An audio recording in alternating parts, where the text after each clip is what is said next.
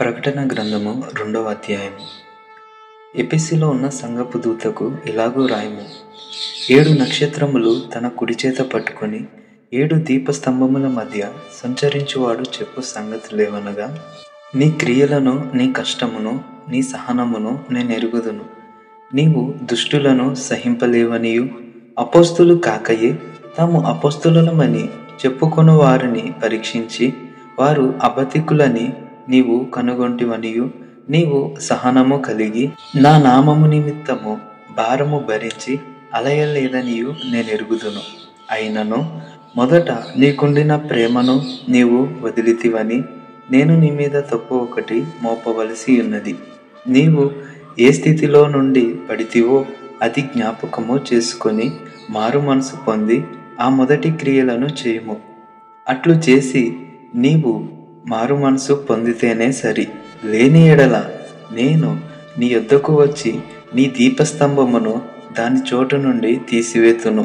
అయితే ఈ ఒకటి నీలో ఉన్నది, నికోలయితుల క్రియలు నీవు ద్వేషించుచున్నావు, నేను కూడా వీటిని ద్వేషించుచున్నాను. చెవిగలవాడు ఆత్మ సంగములతో చెప్పుచున్న మాట వినుగాక. జీవించువానికి దేవుని పరదేశిలో ఉన్న జీవవృక్ష ఫలములు భుజింపనిత్తును. స్మరణలో ఉన్న సంఘపు దూతకు ఇలాగూ రాయము. మొదటి వాడును కడపటి వాడును ఉండి మృతుడై మరలా బ్రతికినవాడు చెప్పు సంగతులేవనగా, నీ శ్రమను దారిద్రతను నేనెరుగుదును. ఆయనను నీవు ధనవంతుడవే.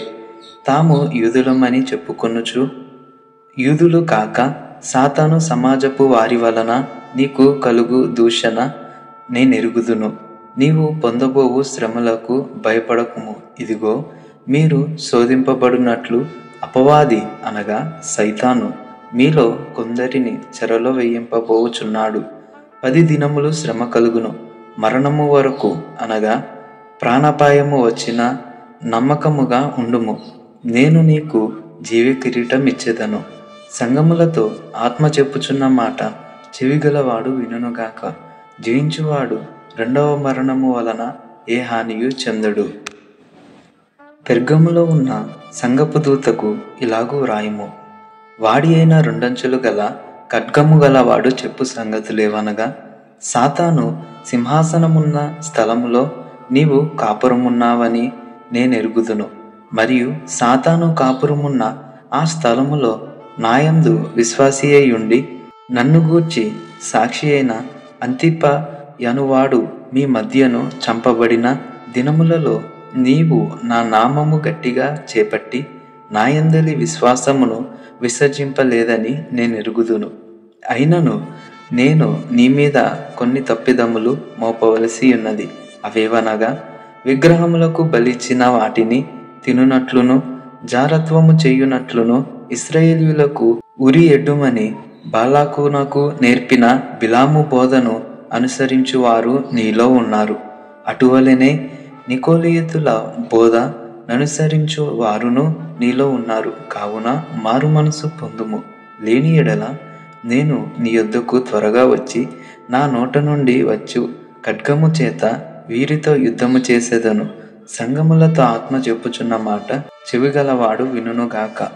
జయించువానికి మరుగైయున్న మన్నాను భుజింపనిత్తును, మరియు అతనికి తెల్ల రాతినిత్తును. ఆ రాతి మీద చెక్కబడిన యొక్క కొత్త పేరుండును. పొందిన వానికే గాని అది మరి ఎవనికిని తెలియదు. తొయతేరలో ఉన్న సంఘపు దూతకు ఇలాగూ రాయము. అగ్ని జ్వాలల వంటి కన్నులోను అపరంజిని పోలిన పాదములోను గల దేవుని కుమారుడు చెప్పు సంగతులేవనగా, నీ క్రియలను, నీ ప్రేమను, నీ విశ్వాసమును, నీ పరిచర్యను, నీ సహనమును నేనెరుగుదును. నీ మొదటి క్రియల కన్నా నీ కడపటి క్రియలు మరి ఎక్కువైనవని ఎరుగుదును. అయినను నీ మీద తప్పు ఒకటి నేను మోపవలసి ఉన్నది. ఏమనగా, తాను ప్రవక్తనని చెప్పుకొనుచున్న యజబేలను స్త్రీని నీ ఉండనిచ్చుచున్నావు.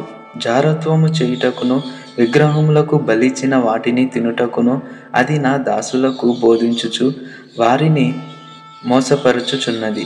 మారు మనసు పొందుటకు నేను దానికి సమయమిచ్చి తిని గాని అది తన జారత్వము విడిచిపెట్టి మారు మనసు పొందనొల్లదు. ఇదిగో, నేను దానిని మంచము పట్టించి దానితో కూడా వ్యభిచరించువారు దాని క్రియల విషయమే మారుమనసు పొందితేనే గాని వారిని బహు శ్రమల పాలు చేతును. దాని పిల్లలను నిశ్చయముగా చంపెదను. అందువలన అంతరింద్రములను హృదయములను పరీక్షించువాడును నేనే అని సంఘములన్నీ తెలుసుకొనును.